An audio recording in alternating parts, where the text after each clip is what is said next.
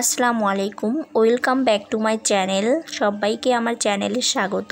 আজকে আমি আপনাদের 1 কেজি জলপাই দিয়ে একটা মাখো মাখো আচার তৈরি করে দেখাবো, যার জন্য এখানে আমি 1 কেজি পরিমাণের জলপাই নিয়েছি আর এটা ধুয়ে পরিষ্কার করে নিয়েছি। চলুন এখন এটাকে একটু সিদ্ধ করতে বসিয়ে দেব।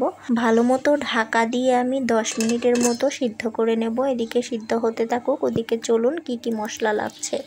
এখানে আমি নিয়েছি গোটা পাঁচফোড়ন, এলাচ, দারচিনি, রসুন বাটা, আদা বাটা, গোটা মরিচ, আর নিয়েছি পাঁচফোড়নের গুঁড়া, লবণ এবং মরিচের গুঁড়া। তো এখন এগুলো দিয়েই আমি আচারটা তৈরি করব, মানে এগুলো মশলা আর কি। তো এদিকে আমার জলপাইটা কিন্তু সেদ্ধ হয়ে গেছে। আর এই সেদ্ধটা হয়েছে কিভাবে বুঝবো, দেখেন এই যে এই জলপাইয়ের ভিতরের গায়েটা কিন্তু ফেটে ফেটে গেছে। এমনভাবে ফেটে ফেটে গেলে কিন্তু বুঝতে হবে জলপাইটা পুরোপুরি সেদ্ধ হয়ে গেছে। এখন আমি পানিটা ছেঁকে জলপাইগুলো নামিয়ে নিব। এই জলপাইয়ের সিজনে জলপাইয়ের আচার খেতে কিন্তু দারুণ মজার লাগে। আজকে আমি যেহেতু একটু মাখো মাখো আচার করব, টক ঝাল মিষ্টি এটাই, তো আমার এদিকে জলপাইটা কিন্তু সেদ্ধ হয়ে গেছে। আমি যে চাপ দেওয়ার সাথেই কিন্তু এটা ভেঙে যাচ্ছে। এবার একটা চামচের সাহায্যে এটাকে আমি একটু মাখো মাখো করে নেব, মানে এটা থেতলে নেব আর কি। এই যে দেখতে পাচ্ছেন আমি কিন্তু পুরাটা একদম থেতলে নিয়েছি।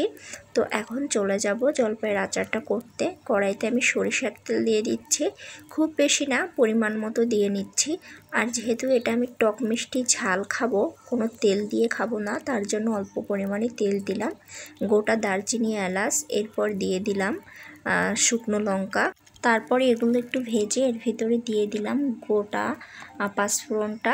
এবার দিয়ে দেব রসুন বাটা, সাথে দিয়ে দেব আদা বাটা। এগুলো দিয়ে এখন মশলাটাকে আমি একটু কষিয়ে নেব। আর অবশ্যই কষানোর সময় এখানে কিন্তু কোনো রকমের কোনো পানি ব্যবহার করা যাবে না, তাহলে কিন্তু আচারটা আপনি বেশি দিন রেখে খেতে পারবেন না, ফাঙাস পড়ে যাবে। এখানে আমি পানির পরিবর্তে অন্য কিছু ব্যবহার করব, মানে সিরকা ব্যবহার করব। তো এর আগে আমি এখানে একটু লবণ আর মরিচের গুঁড়া দিয়ে নিচ্ছিলাম। তারপর এগুলোকে ভালো মতো কষিয়ে এই যে সিরকাটা দিয়ে দিচ্ছি।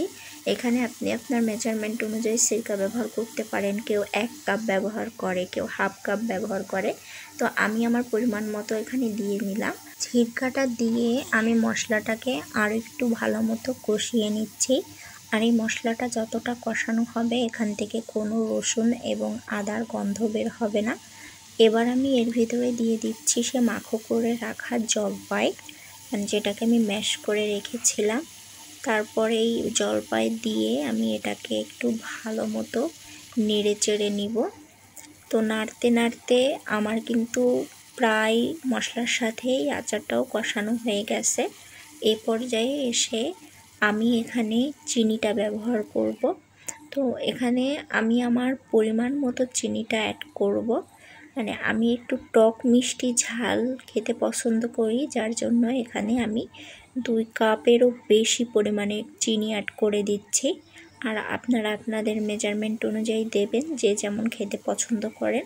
যেহেতু এখানে আমার বাচ্চাদের জন্য তৈরি করতেছি, তারা টক অবশ্যই পছন্দ করবে না, তারা একটু মিষ্টি খেতে পছন্দ করবে, যার জন্য মিষ্টির পরিমাণটা আমি একটু বেশি দিয়ে দিলাম।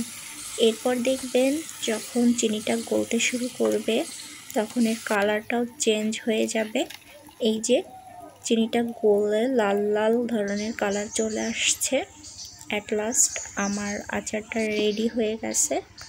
এখন আমি লাস্ট পর্যায়ে এসে পাঁচফোড়নের গুঁড়াটা দিয়ে দেব।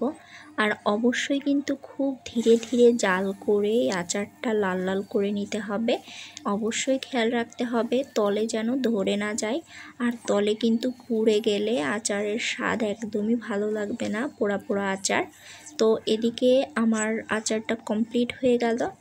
আচার বানানোটা কেমন লেগেছে আপনাদের কাছে অবশ্যই কমেন্টসে বলে যাবেন। ভিডিওটি ভালো লাগলে লাইক, কমেন্ট আর শেয়ার দিয়ে দেবেন। আজকের মতো চলে যাচ্ছি, আল্লাহ হাফেজ।